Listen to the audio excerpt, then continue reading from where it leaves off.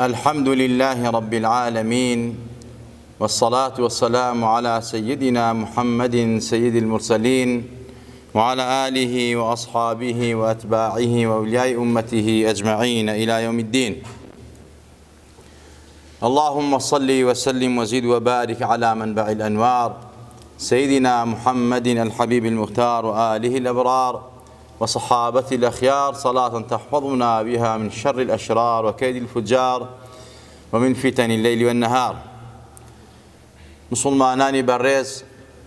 هەموو خێر و بەختەوەری و عیزەتێک لە دنیا و لە قیامەتە لە تەقوای خوا و ترسان نەخوا و پارێزگاریدایە. وەکوتراوە رأس كل حكمة مخافة الله. سەروی هەموو زانست و هەموو عیزەت و هەموو شەهادەیەک، هەموو گەورەیەک ترسانە لە پەروەردگار بە ئاشکرا و بەنهێنی، پارێزگاریە لە حدود و فەرمانەکانی پەروەردگار، لە سنوورەکانی پەروەردگار، کردەوەی چاک لە دنیا لە قیامەتە مایە عیزەت و سەربەرزی ئینسانە. دنیا خەڵق کراوە بۆ ئێمە، بۆ خزمەتی ئێمە، بۆ ئەوەی کەوا ئێمە لە دنیادا بەحەوێینەوە، و هەمان شێوە ئێمەش خەڵق کراوین بۆ قیامەت و دەستخستنی قیامەت و کێبڕکێ و مسابقەی قیامەت، پێشبڕکێ و عیزەتی قیامەت، دەستکەوتنی بەهەشت لە قیامەتە، ڕەزابوونی پەروەردگار. وإنما توفون أجوركم يوم القيامة فمن زحزح عن النار وأدخل الجنة فقد فاز وما الحياة الدنيا إلا متاع الغرور. براستي هەموو یەکێک لە ئێمە دەمرێت،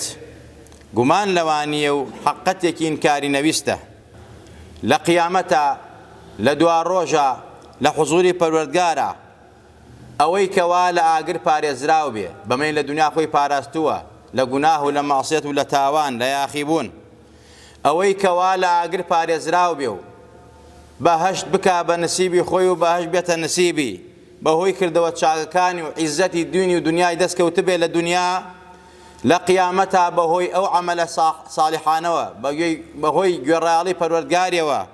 خوا بەهەشتی باتی. ئەمە گەورەترین عیزەتە، ئەمە گەورەترین سەرکەوتنە. وما الحياة الدنيا إلا متاع الغرور. لەزەتێکی کاتیە، ئینسان بە دنیا مەغرور نەبێ، تەواو ئەبێ دنیا، ماوەیەکی کەمە. وەکو شێخ حەسەنی بەسری ڕەزا و ڕەحمەتی خوای لەسەر بێ فەرمێت: أيها الإنسان إنما أنت أيام. ئینسانەکان ئێوە چەند ڕۆژێکن، هەر ڕۆژێک لە تۆ بڕوا بەڕاستی لە تەمەنت کەمە بێتەوە، هەر دەقە و سەعاتێک تەواو ئەبێ 60 ڕۆژە، 60 ساڵە، 1000 ساڵە، گرنگ ئەوەیە چەند ڕۆژێکە و تەواو ئەبێت. بۆیە دنیا لەزەتێکی کەمە، دنیا چەند ڕۆژێکی کەمە. بۆیە خوا فەرمێ مەتاع الغرور، دنیای بە لەزاتی مەغروری و سەرکەشی و هەڵخەڵەتاندن ناو بردووە کە من و تۆی مسلمان و ئیماندار ئاگامان لە خۆمان بێت. دنیا بەبێ دین نابێ، دنیا بەبێ دین ڕاناوەستێ، دنیا بەبێ دین چاک نابێ. هەر دنیایەک، هەر مجتەمەعێک، هەر کۆمەڵگایەک دینت لێ دروخستەوە، ئەو کۆمەڵگا کۆمەڵگایەکی داڕوخاوە، کۆمەڵگایەکی ڕووخاوە، کۆمەڵگایەکی بەدبەختە لە دنیا پێش قیامەت. بۆیە دنیا بەبێ دین و ئاینی ڕاستەقینە نابێ، بەڕاستی عیزەت بەبێ ملکەتی وە پەروەردگار نابێ. هیچ دینە قبوڵ نییە لای پەروەردگار دینی ئیسلام نەبێ، دینی ئیسلامی بە ئیخلاسی و دڵسۆزی نەبێ، قبوڵ نابێ. ئەبێ ئینسان خالیس مخلیس دینەکەی پەیامەکەی بۆ خوا بێ، نەک بۆ پارە و دنیا و کورسی و حیزبایەتی و سیاسەت و درۆدەلەسە بێ. ئیخلاس شەرتی عەمەلی دینە لە ئیسلامە. شوێنکەوتنی پێغەمبەری نازدار مای سەربەرزیە لەگەڵ ئیخلاسە لە دینە. کردەوەی چاک بە ئیخلاسەوە باشترین سەرمایەیە بۆ سەرکەوتوانی قیامەت. هەر کەسێ لە دنیادا محاسبەی نەفسی خۆی بکە پێش قیامەتی ئەمەلەکانی خۆی بکێشێت چاک و خراپ لە یەکجیا کاتەوە خۆی بۆ قیامەت ئامادە بکە بە محاسبەی نەفسی خۆی وەکو حەزەتی عومەر ڕەزا و ڕەحمەتی خوای لەسەر بێ فەرمێت حاسبوا أنفسكم قبل أن تحاسبوا محاسبەی خۆتان بکەن پێش خۆتان پێش قیامەتان پێش ئەوەی محاسبە کریان بزانە چیت کردووە وەڵامت بۆ عەمەل و کردەوەکانت پێ بێ کردەوەکانت بکێشە بە میزانی تەقوا بزانە دەرئەچی لە قیامەت و لە بەرزەخە یان ڕاستبوو کەوتویت پێش قیامەتت محاسبەی نەفسی خۆت بکە لە نەفست پێشەرەوە بزانە چیت کردووە و چیت نەکردووە حەق و مافی خوا و خەڵکی بەرەوە بۆ ئەوەی لە قیامەت و لە بەرزەخە بەڕاستی محاسبەت کەم بێ لێ پێشینەوەت کەم بێ ئاسان بێ کە تۆ لە دنیادا خۆت بۆ ئامادە کرد هەر کەسێک محاسبەی خۆی نەکا لە دنیادا لە بەرزەخ و قیامەتا محاسبەی زۆر قورسە هەر کەسێ محاسبەی خۆی بکات جوابەکانی صحیحە هەر کەسێ محاسبەی خۆی نەکا لە دنیادا بەڕاستی سوئی خاتیمێ بێ خوا پەنامان بە لە بەرزەخ و لە قیامەتیشا زۆر ڕایەگرن زۆر دامێنێت زۆر داما و زەلیلە بێت بۆیە پێش ئەوەی کەوا محاسبە بکرێ و کردەوەکانت بکێشن خۆت ئامادەکە تەقوا و پارێزگاری ترسان لەخوا بە ئاشکرا و بەنهێنی مای سەربەرزی و عیزەتە يومئذ يصدر الناس أشتاتا ليروا أعمالهم فمن يعمل مثقال ذرة خيرا يره ومن يعمل مثقال ذرة شرا يره أو الروجي كوا همو في القوك وملكان كو أكرينوا أهلي بهشت بو بهشتو أهلي آقر بو آقر خوا پنامان با هموی پاداشتی کردەوەکانی خۆی وەرەگرێت بە چاک و بە خراپەوە خوا فەرمێت مسقالە زەڕەیە زەڕە ئیتر خۆمان نەزانین چەندێ وردە مسقالە زەڕە لای خواون نابێ و هەمووی لە مەلەفی ئەعمالتان نووسراوە پیشانت دەدرێت دار و بەرد و مووەکانی گیان و پێستی گیانت هەموو ئەندامەکانت شایدین لەسەرت ناتوانی بڵێ من نەم کردووە ناتوانی بڵێ وام نەوتووە ناتوانی بڵێ ئەو فعلەم نەکردووە ئەو حرامەم نەخواردووە ئەو چاکەم نەکردووە هەر هەمووی شاهیدن لەسەرت زەڕە محاسبەی لەسەرە زەڕە مسقالە زەڕە لە شەڕ و لە خەیر پیشانت دەدرێ ئازیزان و خۆشەویستان هەموو ڕۆژێک لە تەمەنی من و تۆ ئەڕوا هەموو دەقە و سەعاتێک ئەڕوا بەڕاستی ئێمە بەرەو مەرگ ئەڕۆین لە مەرگ ڕاناکەین ڕاش ناکرێ لە مەرگ شاهی ڕۆم و خاکی عەجەم مڵکی تۆ بێ بە یەک عانە عمری نوح و هێزی نمرود زێڕی تۆ بێت ئەو شاخانە جەماڵی یوسفت هەبێ و دانایی لوقمانی حەکیم شەرابی مەرگ هەر ئەنۆشی خانە و لانەت گۆڕستانە بۆ کوێچی هەر کەسێک دنیا و مافی دنیای ئەو بێ تەمەنی حەزەتی نوحی هەبێت دەسڵاتی نەمرودی هەبێت جوانی یوسفی هەبێ دانایی لوقمانی حەکیمی هەبێت ئەمانە هەمووی لە ئینسانە کۆ بێتەوە هەر دەبێ بمرێت كل نفس ذائقة الموت بیرکەرەوە ئینسان چی بۆ ئەو سەفەرە مای سەعادەت و بەختەوەری تۆیە و کەشتی نەجاتە و قەسری پۆڵاینە بۆ تۆ ئەوەی بۆ ئامادەکە ئازیزان و خۆشەویستان قل إن الموت الذي تفرون منه فإنه ملاقيكم ثم تردون إلى عالم الغيب والشهادة فينبئكم بما كنتم تعملون بيان بڵێ خۆشەویست ئەوان لە مردن ڕاکەن دڵنیابە مردن پێیان ئەگات و ئەگەڕێنەوە حوسوری پەروەردگار عالم الغیب ذاتی حەق تەعالا ئاگادارە شاهیدە بەسەریانەوە لەسەر مسقالە زەڕەی کردەوەکانیان لە چاو و خراپ هەمویان پیشانەدات واللهی هەموو لایەکمان ئەمرین وەکو چۆن ئەخەوین واللهی زیندوو ئەبینەوە وەکو چۆن هەڵەسین لە خەو واللهی پاداشت وەرەگرین بە چاکە و بە خراپەوە چۆن کرێکارێک ئیشەکە بە ئەندازەی کارەکەی خۆی لە دنیادا پاداش تۆرەگرێ. دنیا نمونەی قیامەتە، ئێمەش ئاوا لە قیامەتە پاداشتی چاکە و خراپەکانمان وەرەگرین. بەهەشت بۆ گوێڕایەڵانە، بۆ متەقی و لە خوا ترسانە، ئاگریش بۆ یاخیبوان و تاغی و زاڵم و ستەمکارانە. ڕێگەی نەجات و سەربەرزی بگرنە بەر، هیچ شتێک فریاتان ناکەوێ. دنیا و مافی دنیای تۆ بێ، بیبەخشی بۆ یەک زەڕە ئازار لە کۆڵت بێتەوە، لە قیامەتە لە کۆڵت نابێتەوە. فمن أبصر فلنفسه ومن عمي فعليها. ئەوەی بەرچاوڕوون بێ، ئەوەی متەقی بێ، ئەوەی لە خوا ترس بێ، ئەوەی بە هەڵوێست بێ،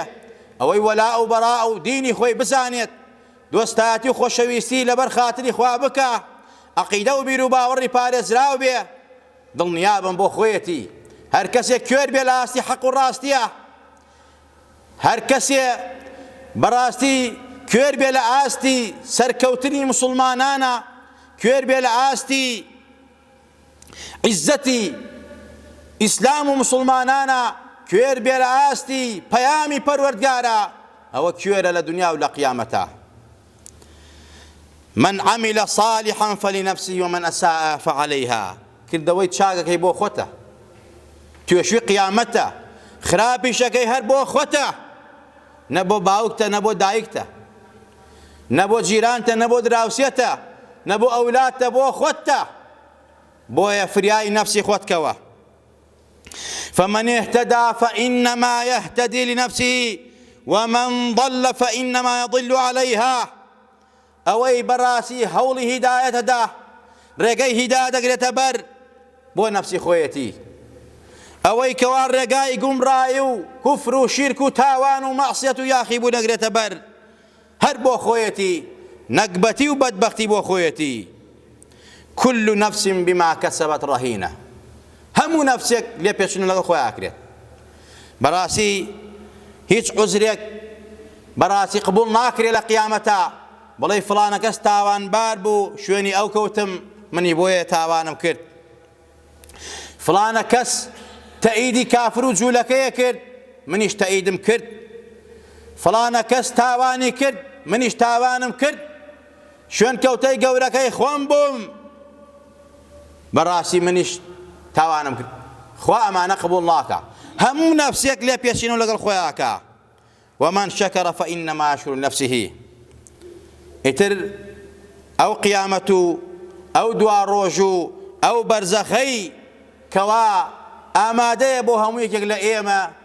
هەموومان خۆمان بەرپرسینتیایە ئازیزان و خۆشەویستان. بۆیە مشوری خۆمان خوین، خەمی خۆمان خوین، خەمی قیامەت و بەرزەخی خۆمان بکەین، ئاگامان لە خۆمان بێت. مردن کات و ساتی بۆ نییە، بۆیە هەموو کاتێک لە خوا بترسە، هەموو کاتێک بەرنامەی خوا جێبەجێکە، بە ئاشکرا و بەنهێنی خۆت لە حرام و تاوان لادە. هەمیشە و دائیم مسلمانانە خۆش بێ، دوعای خێر بۆ مسلمانان کە، هەمیشە و دائیم سەرکەوتنی مسلمانت پێ خۆش بێ، زەلیلی کافرت پێ خۆش بێ. هیچ کاتێک پێت خۆش نەبێ کافر سەرکەوێ بەسەر مسلمانە، بۆ ئیمانت خەتەرە، بۆ وەلا و بەراو خەتەرە. نەڵێ جارێ تەمەنم ماوە، هێشتا گەنجم، نامرم جارێ. ئەمانە هەر هەمووی عوزری قۆڕن، هەتا پیرێکەم برێ 100 گەنجەم برێت. بۆیە تەوبە، پەشیمان بوونەوە. پێغەمبەری نازدار لە بەیانی ئێوارانە ئەفەرمێ من تۆبەم کردووە، گەڕامەتەوە، پێغەمبەری خوا لە گوناهی ئەوڵ و ئاخری خۆش بووە. ئەمە بۆ من و تۆ یعنی هەمیشە تۆبە بکەین و گەنجێتی و لەش ساغی و سەرۆت و سامان فریومان نەدا. ئەمڕۆ زندوین، ئەم داغ و ساعتە کێ ئەڵێ دەقە و ساعتر ئێمە زندوین و نامرین؟ کێ ئەڵێ ئەگەینە جومعەکەی تر؟ کێ ئەگەینە بەیانی؟ یا ئەگەینە ساڵەتر؟ چەند نەفەر لە دۆستان و خۆشەویستانمان لەم مزگەوتە بە یەکۆ نوێژمانە کرد، ئێستا لەژێر خاکایە. توێشووی سەفەرد هەڵگرە کە ڕێبواری سەر سەفەری. بەس دنیا بدە بە کۆڵتا کە نازانی بۆ کوێی بەری. کۆکردنەوەت بۆ خەڵکیە و بۆ ئەوانیش کۆڵبەری. ڕێگەی توێشودارانت دەوێ بە تەمانی توێشوبەری توێشوو پڕکە کە ئێستاد لە بەردەمدایە شەوی تاریکت لە پێشە ڕێگەی احتیاجی چرایە بەس بینێەوە مەنازە خوا دەزانێت چەندی دوێنێ و ئەمڕۆ لە ژێر خاکدایە زۆر جار تەرمت دەگەڵ خەڵکیدا بۆ گۆڕستان بردووە دڵنیا بە ئەو ڕۆژە دێ کە خەڵکانێک تەرمەکەی تۆیان هەڵگرتووە حەقەتێکی تاڵە بەڵام یەتە ڕێگەی هەمومان بۆیە لە خواترسان و گەڕانەوە بۆ لای خوا مایە عیزەتی دین و دنیایە گەورەترین سەرمایە و شەهادەیە خوا لە هەموو لایەکمان خۆش بە خوا عاقیبەتمان و خێرگەڕە خوا لە گوناو و تاوانی خۆمان و باوک دایکمان خۆش بە یا ربی خوا حسنی خاتیمان پێبەخشی خوا لە سوی خاتیمە لامان دەی خوا لە بەڵاو مصیبەتی ڕۆژگار و فیتنەی دەجال و مەسیح و کلکەکانیان پارێزراومان کەی یا ربی خوا بە ئیمانەوە بمانژێنە بمان بێنە زیندومانەوە یا ربی خوا لە دەرگای ڕەحمەتی تۆ تۆبە ئەکەین و ئەگەڕێینەوە وعد و شەرت و پەیمان ئەدەین فەرمانی تۆ جێبەجێکەین واز لە گونا و تاوان بێنین خوایە بە میهرەبانی خۆت لێمان خۆش بە یا ربی خوایە لێمان خۆش بە یا ربی خوایە گیان لێمان خۆش بە لە قسووریەکانمان لە خەتەکانمان لە خراپەکانمان ببوورە یا ربی خوایە لێت ئەپارڕێینەوە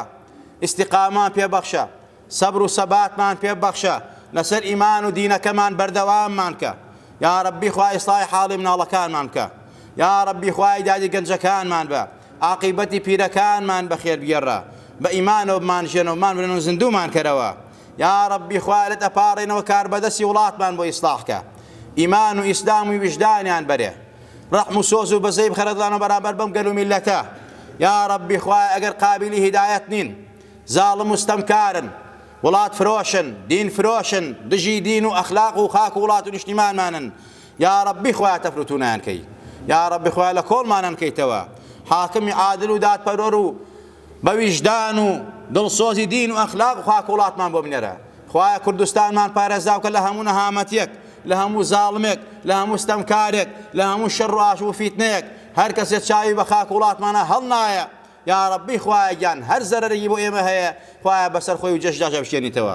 خوایە لە دەپاڕێنەوە ڕەحمەتی خۆت برژێنە بەسەر مسلمانانی فەڵەستین و غەزا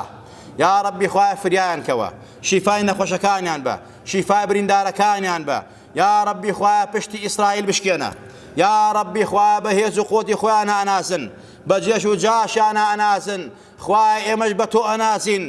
بە دوعا ئەناسین بە قورئانە ئەناسین بە خۆشەویستەکەمانە حەزەتی ڕەسوڵە ئەناسین وعدی تۆ ڕاستە مسلمانان سەرخەی خوایە مسلمانان سەرخەی خوایە جێشی یەهود بە ناخی ئەرزابەری ترس و بێم و خەوف بخەیتە دڵیانەوە یا ربی خوایە گیان زەلیلیان کەی یا ربی خوایە گیان زەلیلیان کەی خوایە نێتیان خراوە بەرامبەر مسلمانان بەرامبەر قودس بەرامبەر ئەو لە فەقیر و هەژارە ئەو خەڵکە داماوە ئەو خەڵکە ڕەش و ڕوتە خوایە ئەیانەوێ قەتڵ و ئامیان کەن خوایە لێیان قبوڵ نەکەی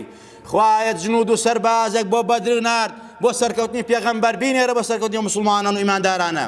جێشی ئیسرائیلی پێ بشکێنە یا ربی خوایە بیان ترسێنەوە بیان تۆقێنە یا ربی خوایە لەگەڵ کلکەکانیانە هەرچی کافرە لەسەر ئەرزا لە ناوی بەری ئەو دوعای حەزەری نوحەکەین کە فەرمی ربی لا تەذەر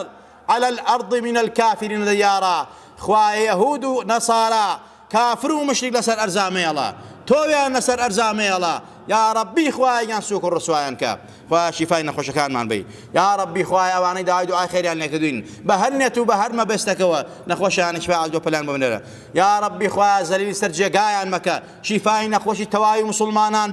بە تایبەت نەخۆشی خەستەخانەکانمان ئەوەی لە ناوی وڵات و دەروی وڵاتە خوایە ئەوەی منداڵی منداڵی ساڵحی بەرێ ئەوەی هێدی و ساڵ نەخوایە بۆی ساڵەکەی ئەوەی هێتی و دیار نەخوایە بەیەکیان شادکەیتەوە یا ربی خوایە ئەوەی گیر و گرفتەیە کێشەی هەیە زوڵمی لێکراوە ستەمی لێکراوە خوایە کێشەکانی بۆ حەڵکەی خوایە زاڵمی بۆ ناوبەری یا ربی خوایە ئەوەی هەرزارە فەقیرە هەژارە نەدارە خوایە دەرگای ڕزق و ڕۆزی لێ بکەرەوە یا ربی خوایە ئەوەی خزمەت بە مزگەوتەکانەکە ئەوەی خزمەت بە شەریعەتەکەی تۆکە خوایە ڕەحمەتی خۆت برژێنە بەسەریا بیکە کەشتی نەجات بۆی ئەوەی خزمەت بە مزگەوتی ماکە لە ئەوڵی دروستکردنیوە تا کۆتایی قیامی ساعە یا ربی خوای ڕەحمەتی خۆت برژێنە بەسەریا، یا ربی خوای لی وەرگرە، یا ربی خوای لیان وەرگرە، بیکە بە کەشتی نەجاتیان، شیفای نەخۆشیان، مایە عیزەتی دین و دنیایان. آمین آمین. أقول قولي هذا وأستغفر الله لي ولكم ولسائر المسلمين.